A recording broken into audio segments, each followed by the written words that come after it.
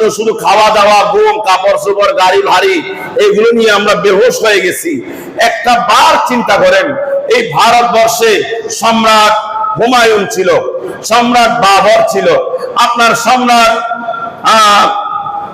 আকবর ছিল, সম্রাট জাহাঙ্গীর ছিল, সম্রাট আলমগীর ছিল, মোহাম্মদ গৌরী ছিল, সুলতান মাহমুদ গজনবী ছিল। এরকম বড় বড় সম্রাটগুলোর দিকে তাকান, আপনারা যদি গবেষণা করেন, ওই সময় ভারতবর্ষে মুসলমানের সংখ্যা ছিল মাত্র 5%।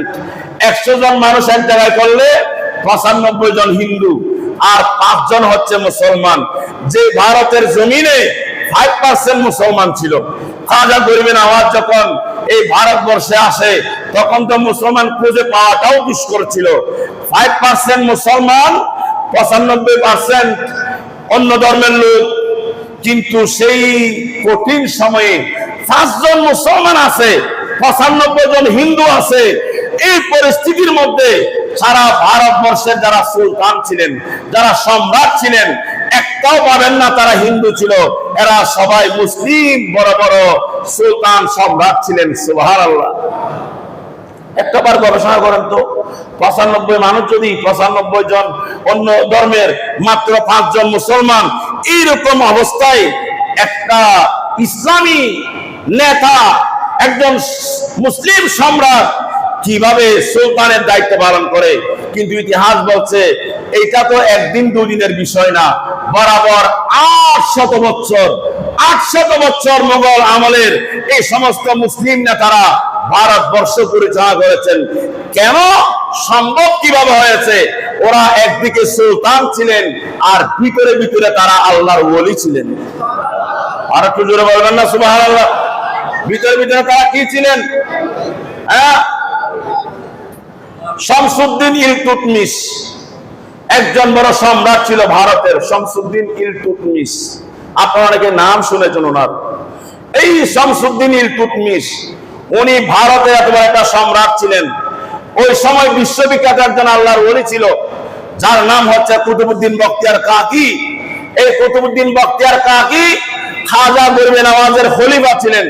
কুতুবউদ্দিন বখতিয়ার কাকি রহমাতুল্লাহ আলাইহি ইন্তেকালের আগে ওনার মুরিদদেরকে বলে গিয়েছেন, আমার মৃত্যুর পরে আমার যখন জানাজা, আমার লাশ যখন জানাজার মাঠে নিয়ে যাওয়া হবে, যে কেউ আমার জানাজার ইমামতি করতে পারবে না। আমি মৃত্যুর পর আমার জানাজার ইমামতি করার জন্য এমন একজন লোক তোমরা আহ্বান করবা, যে লোকটা কোনোদিন আসরের নামাজ কাজা করে নাই। আরো জোরে বলেন না সুবহানাল্লাহ। এখন কঠিন প্রস্তাব। কুতুবউদ্দিন বখতিয়ার কাকি রহমাতুল্লাহ আলাইহি ইন্তেকাল করলেন। জানাজার মাঠে লক্ষ লক্ষ মানুষের ভিড়, কুতুবউদ্দিন বখতিয়ার কাকির জানাজা পড়বে, কিন্তু কেউ সাহস করে জানাজার ইমামতি করার জন্য আসতেছে না। মুরিদরা যারা ওনার কাছের মানুষ ঘোষণা দিয়েছে যে কেউ আজকে ইমামতি করতে পারবে না, বড় মুহাদ্দিস ইমামতি করতে পারবে না, বড় মুফাসসির ইমামতি করতে পারবে না, বড় আল্লামাতে ফাহামা ইমামতি করতে পারবে না। হ্যাঁ, পারবে ইমামতি করতে যদি ওনার জীবনে কোনোদিন আসরের নামাজ কাজা না হয়। এই ঘোষণা যখন দেওয়া হলো, সবার জীবনে তো এক ওয়াক্ত নামাজ কোনো না কোনো কারণে কাজা হয়ে যেতে পারে, বিপদের আপদের বিষয় আছে, কেউ সামনে আসে না। কিন্তু শেষ পর্যন্ত একজন মানুষ চোখের পানি ফেলতে ফেলতে জানাজার ইমামতের জন্য কুতুবউদ্দিন বখতিয়ার কাকির জানাজার কাছে এসে দাঁড়িয়ে গেল। চোখের পানি ঝরছে আর বলছে, ও কুতুবউদ্দিন বখতিয়ার কাকি, ভারতবর্ষের মানুষ আমাকে এই দেশের একজন বাদশা হিসেবে চিনত, আমাকে একজন রাজনীতিবিদ হিসেবে চিনত, আমাকে একজন শাসক হিসেবে চিনত, আমাকে একজন বড় নেতা হিসেবে চিনত, কিন্তু ভারতবর্ষের মানুষ জানতো না আমি নামাজের উপরে কেমন পাবন্দি। ওরে কুতুবউদ্দিন বখতিয়ার কাকি, আজকে তুমি তো আমাকে সবার সামনে প্রকাশ করে দিলা। শামসুদ্দিন ইলতুৎমিশ দাঁড়িয়ে গেল আর বলে দিলেন, আমি একমাত্র ব্যক্তি, আমার বিশ্বাস আমি জীবনে কোনোদিন আসরের নামাজ কাজা করি নাই। আমি জীবনে কোনোদিন আসরের নামাজ কাজা করি নাই। মানুষটা ছিল ভারতবর্ষের সম্রাট, আর উনি বলছে আমি জীবনে কোনোদিন আসরের নামাজ কাজা করি নাই।